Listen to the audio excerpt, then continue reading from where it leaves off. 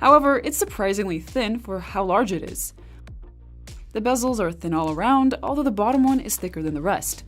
The notch is small, and in contrast with the large screen, you barely notice it.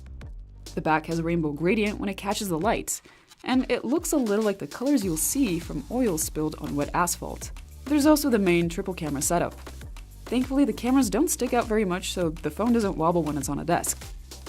The buttons are nice and clicky, and they're placed in a more intuitive position than the S10 series. However, the phone is still pretty wide, and while One UI helps a lot, it's not the easiest to use one-handed.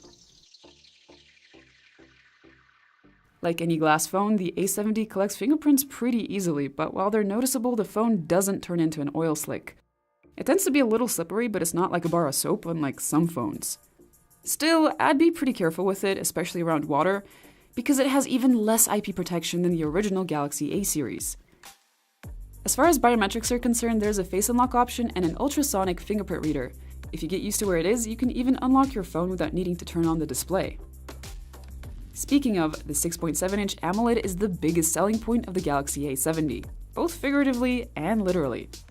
This is the biggest OLED screen you'll find in the mid-range Galaxy lineup, and even one of the biggest in Samsung's lineup, aside from the S10 Plus 5G. Yeah, it's not Quad HD like the S10, but it's a really good display. It's decently color accurate in vivid mode and is pretty much spot on in normal mode. Brightness gets up to 407 nits if you bring it up manually, and if you're in auto mode, it gets up to 607. So sunlight legibility is great too. In short, media consumption is really good on this device. There's a headphone jack on the bottom, and sound isn't bad, but it's not earning any bonus points either. There's also NFC for easier Bluetooth connectivity if your headphones aren't wired, and for things like Samsung Pay.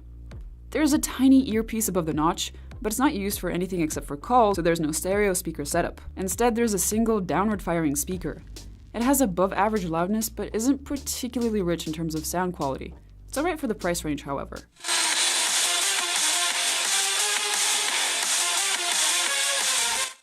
Despite being really thin, the A70 is packing a beefy 4,500 mAh battery.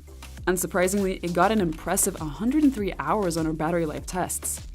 It also includes faster charging than the A50 with its 25-watt charger. Mind you, this is faster than the S10 too, and you can get from 0 to 42% in 30 minutes of charging.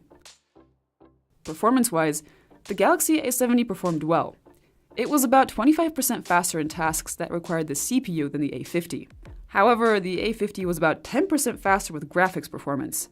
This is pretty insignificant in day-to-day usage and for most use cases, but it's interesting to note and it definitely surprised us. The A70 sports Android Pie with their newest One UI on top. In classic Samsung style,